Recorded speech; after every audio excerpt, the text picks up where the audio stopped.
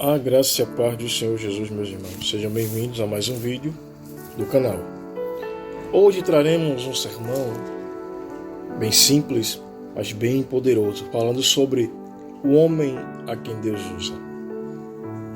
Em Lucas capítulo 3, versículo de 1 a 14, nos diz o seguinte: no 15º ano do reinado de Tibério César, sendo Pôncio Pilatos governador da Judéia, Herodes, tetrarca da Galileia, seu irmão Filipe, tetrarca da região da Itureia e Traconites, e Lissânias, tetrarca de Abilene, sendo sumo sacerdote Anás e Caifás, a palavra de Deus veio a João, filho de Zacarias, no deserto.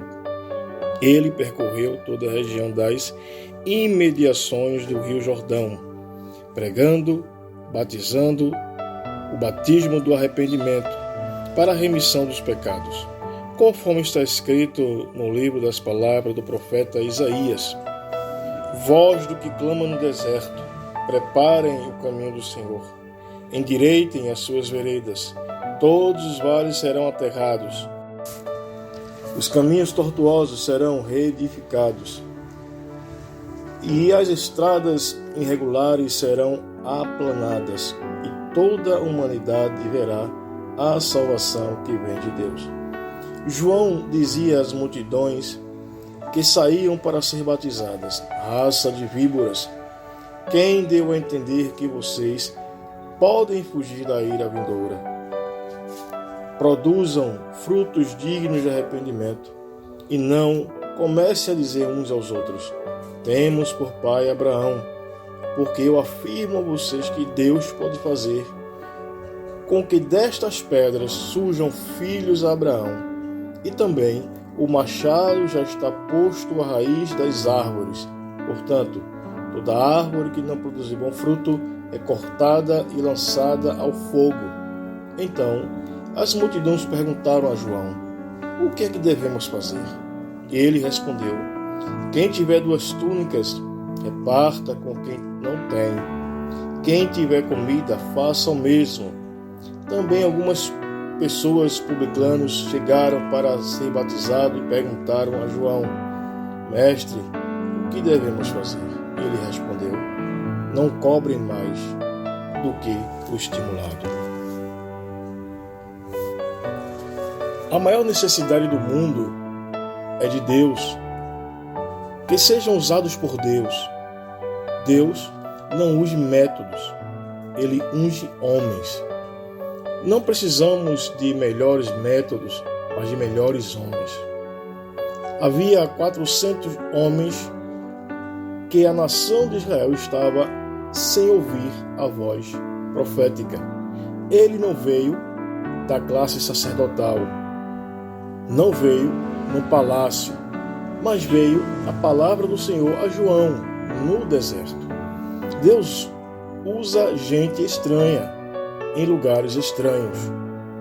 João Batista era fruto da profecia, resposta de oração, milagre do céu. É um homem com uma missão. Por que Deus usou este homem?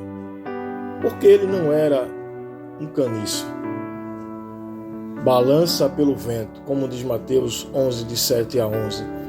Hoje estamos vendo líderes vendendo seu ministério, negociando valores absolutos, mercadejando o evangelho. João não transdizia com a verdade. Ele denunciava o pecado na vida do rei, dos religiosos, dos soldados e do povo. Ele não era um profeta da conveniência. Seus inimigos diziam: tem demônio. Jesus dizia: é profeta. Porque era uma lâmpada que ardia e alumiava, como diz João 1, de 6 a 9. Ele não era luz, mas uma lâmpada que ardia e alumiava. Ele apontou para Jesus: eis o Cordeiro de Deus. Ele não buscou glória para si mesmo. Disse: convém que ele cresça e eu diminua. Ele era como uma vela e iluminou com a intensidade enquanto vivia. Por Porque ele não era um eco, mas uma voz. Como diz lá no livro de João 1, 22 e 23. João não era apenas profeta, na verdade ele era a boca de Deus. Ele falava com poder. Hoje há muitas palavras, mas pouco poder. As pessoas escutam belos discursos, mas não veem vida. Ele prega e conhece e experimenta a experiência. Ele não era da elite sacerdotal. Ele não estava no templo, mas havia poder em sua vida. Não basta ser um eco, é preciso ser uma voz. Não basta carregar o bastão profético como Geazi. É preciso ter poder como Eliseu. Não basta falar aos homens, é preciso conhecer a intimidade de Deus. Se Deus não falou com você, não fale a nós. Porque ele era um homem humilde. Lá no livro de Mateus, capítulo 3, versículo 11. João Batista disse: eu não sou digno de desatar-lhes as correias das sandálias. Disse ainda: convém que ele cresça e eu diminua. Lata vazia é que faz barulho. Espiga choca é que fica empinada. O albatroz voa abaixo porque tem papo muito grande. Porque ele era um homem corajoso. João Batista não aplaudiu Herodes quando ele casou-se com a mulher do seu irmão. Ele denunciou o pecado do rei. Ele preferiu ser preso e ser degolado do que transigir com a verdade. Ele preferiu a morte à infidelidade. Hoje, há pastores que vendem o ministério, a própria alma por dinheiro, em vez de denunciar o mal, praticam-no. Porque ele era um homem cheio do Espírito Santo. Lá em Lucas 1,15 fala sobre isso. João Batista era um homem cheio do Espírito Santo, desde o ventre materno. Aos 5 meses de idade, estremeceu de alegria no ventre da sua mãe. Aos 5 meses já vibrava por Cristo. Há muitos que envelhecem frios e indiferentes ao Salvador. Como Deus usou este homem? Deus usou este homem para aterrar os vales. Como fala em Lucas 3,5. Vale é uma depressão, um buraco. Há abismo na vida do povo, impureza, desânimo, comodismo, mundanismo. Vale separa dos montes, falta de comunhão, mágoa, contendas, maledicência. Deus usou este homem para nivelar os montes. Montes falam de soberba, orgulho. São montanhas que impedem a passagem do Senhor. Onde há soberba, Deus não se manifesta. Nabucodonosor foi comer capim. Herodes foi comido por vermes. Montes falam de incredulidade. A incredulidade nos afasta de Deus e de suas bênçãos. Deus usou este homem para endireitar os caminhos tortos. Caminhos tortos fala de duplicidade, hipocrisia, desonestidade. Muitas pessoas são impedidas e sofrem impedimentos para a manifestação de Cristo, porque tem a vida dupla.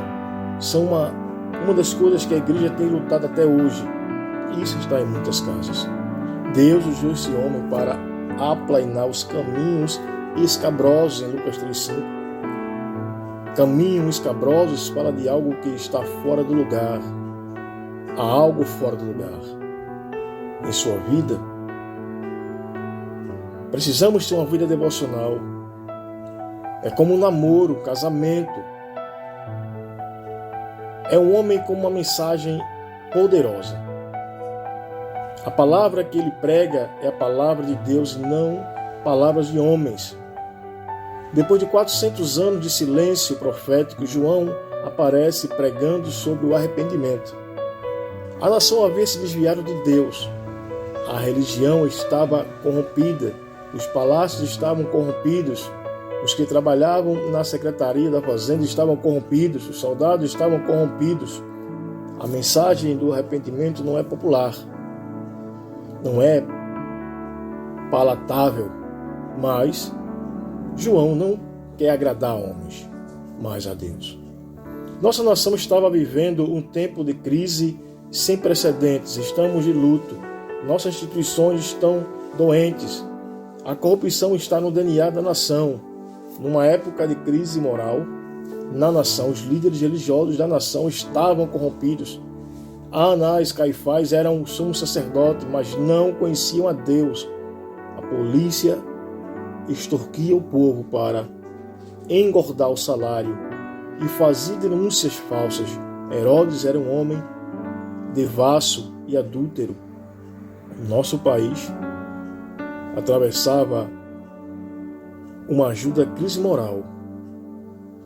Lares sendo destruídos, tráfico de drogas, crescendo, o nosso parlamento se enchendo de lama na corrupção, a corrupção ganhando o cérebro e o coração da nação. Numa época de crise social da nação, o povo trabalhava, mas Roma ficava com lucro. Hoje não é diferente. Reinava a pobreza, a fome e o desespero. O Brasil é o segundo país do mundo com a pior distribuição de renda. Vivemos a crise da pobreza, da fome, da violência e da impunidade, numa época de crise política da nação. A nação estava nas mãos dos homens maus. Pôncio Pilatos, Herodes era um espelho da nação. Nossa representação política agoniza num dos níveis mais baixos de descrédito e desmoralização, de evitamento da honra. Numa época de crise espiritual da nação, o povo era religioso, mas não convertido. Eles não produziam frutos dignos de arrependimento. O povo estava descansando numa falsa segurança. O povo estava indo para o juízo sem se preparar. Hoje, a igreja evangélica cresce, mas a nação não muda. As pessoas estando para um outro evangelho. O evangelho está conveniente, vivendo nessa conveniência. O cenário em que ele prega, a quem ele demonstra que Deus pode trazer restauração para a nação a partir do próprio caos. O local parecia impróprio, era num deserto. João não pregava no templo, nas sinagogas, nas praças floridas de Jerusalém, mas no deserto árido da Judéia. A apresentação pessoal parecia imprópria. Vestia-se não de terno, mas de peles de camelo. Não comia nos restaurantes requintados de Jerusalém, mas alimentava-se de gafanhotos e mel silvestre. Não operou um só milagre. Não se assentou aos pés dos grandes mestres. Não se apresentava como alguém importante, um doutor, mas ele abalou uma nação, fez tremer o palácio de Herodes. Mas a multidão é atraída. Vinha ele de Jerusalém, toda a Judéia e toda a circunvizinhança do Jordão. Porque Deus levantava homens nesta nação com a fibra de João, que as multidões possam ser confrontadas. As pessoas que ele chama ao arrependimento revelam sua ousadia espiritual. Os fariseus e saduceus, no capítulo 3, versículos 7 e 9, eles denunciou,